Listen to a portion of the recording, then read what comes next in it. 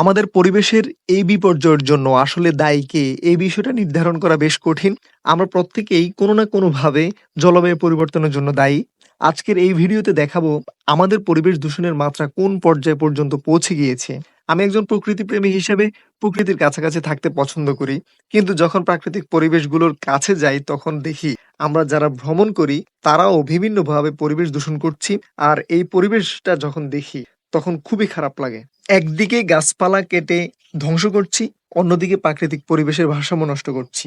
আজকের এই ভিডিওতে দেখাতে যাচ্ছি বাংলাদেশের পর্যটন স্পটগুলোতে আমরা ভ্রমণকালীন সময়ে কিভাবে ময়লা আবর্জনা ফেলে পরিবেশের ভারসাম্য নষ্ট করছি।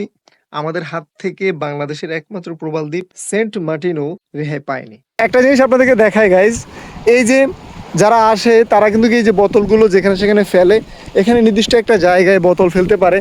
আমার আসলে খুবই কষ্ট লাগে যখন একটা ট্যুরিস্ট স্পটে এরকম ময়লা ফেলে আমরা চলে যাই। পানির বোতল, বিভিন্ন খাবারের জিনিসগুলো কিন্তু মানুষজন এখানে ফেলে, যখন সাগরে ফেলে তখন ওই জিনিসগুলো তো আর কোথাও কেউ খুঁজে পায় না। এগুলো আসলে সাগরের পাড়ে যখন থাকে আসলে খুবই খারাপ লাগে, কারণ ছেড়া দ্বীপটা হচ্ছে পৃথিবীর মধ্যে মানে সৌন্দর্য মণ্ডিত একটি জায়গা।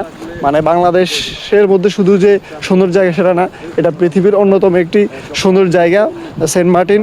এই সেন্ট মার্টিনের ছেড়া দ্বীপটাতে এসে যদি এরকম প্লাস্টিকের বোতল, বিভিন্ন প্লাস্টিকের বর্জ্য দেখব তখন আসলে খুবই খারাপ লাগে। বাংলাদেশি হিসাবে আমার দেশকে আমি এখনও সুন্দর করতে পারিনি, ভালোভাবে রাখতে পারিনি। আমরা মানুষজন এসে শুধু এখানে ফেলে যাই। একটা নির্দিষ্ট জায়গায় ফেলতে পারি, সেখান থেকে বিভিন্নভাবে বোতলগুলো কালেক্ট করে নিয়ে যাওয়ার প্ল্যান থাকতে পারে। আমরা যে বিভিন্ন আবর্জনাগুলো ফেলে যাই, এটার কারণে আমাদের যে আইকনিক রেল স্টেশনটি রয়েছে সেটির সৌন্দর্য আমরা আসলে নষ্ট করে ফেলছি। তো যারা আসছেন ট্রাভেলার বা বিভিন্ন দর্শকরা আসছেন এখানে দেখার জন্য, তারা অবশ্যই এই জিনিসটিকে একটু খেয়াল রাখবেন। আমাদের দেশের এত বড় একটি স্থাপনা বা একটা সৌন্দর্য, সেটা যদি আমরা নিজেরাই নষ্ট করে ফেলি তাহলে তো সেটা বাঁচিয়ে রাখা সম্ভব হবে না।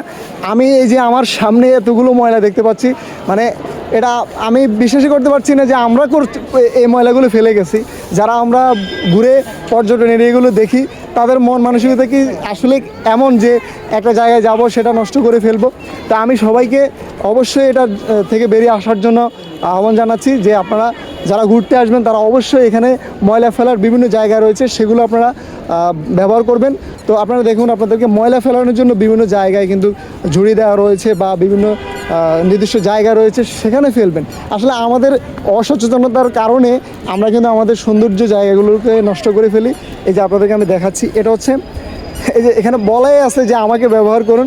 তো আসলে আমরা এত সুন্দর জায়গাটাকে নষ্ট করছি, এখানে সুন্দর ব্যবহার মানে সুন্দর ব্যবস্থাপনা রয়েছে, তারপরও আমরা কেন এই জায়গায় ময়লা ফেলে এই জায়গাটা নষ্ট করছি। কিছুদিন আগে কিন্তু এখানে একটা ছবির কারণে এটার বিতর্ক সৃষ্টি হয়েছিল, বাট এখন কিন্তু আমি বাস্তবিক অবস্থানে আপনাকে দেখাচ্ছি এখানে কোনো সেরকম চিপসের বা সেরকম ময়লা নেই, বোতল নেই। তো যাই হোক, এটা খুবই ভালো একটা জিনিস, যেটা আরও সুন্দর থাকবে বা আরও সুন্দর করে এটাকে প্রেজেন্ট করবে আমাদের দেশের একটি সুন্দর স্থাপনা হিসেবে। এটা যেন যুগ যুগ ধরে টিকে থাকে সে আশা প্রত্যাশা রাখছি। আর আপনারা যারা আসবেন তারা অবশ্যই এটা সৌন্দর্যকে ধরে রাখার জন্য, এটা সৌন্দর্যকে মানে ভালোভাবে টিকে রাখার জন্য আপনারা কাজ করবেন। এভাবে যে অজস্র যে ময়লাগুলো ফেলছেন, এক সময় দেখা যাবে এখানে ময়লার ভাগাড় হয়ে যাবে, যার কারণে এখানে আপনারা আসলেও মজা পাবেন না। এত সুন্দর স্থাপনাটাকে অবশ্যই টিকিয়ে রাখবেন। তো সেই আশা প্রত্যাশা রাখছি। আজকের মতো এখানে বিদায় নিচ্ছি। আপনাদের সবার সাথে দেখা হচ্ছে অন্য কোনো ভিডিওতে। সে পর্যন্ত ভালো থাকবেন, সুস্থ থাকবেন। আল্লাহ হাফেজ।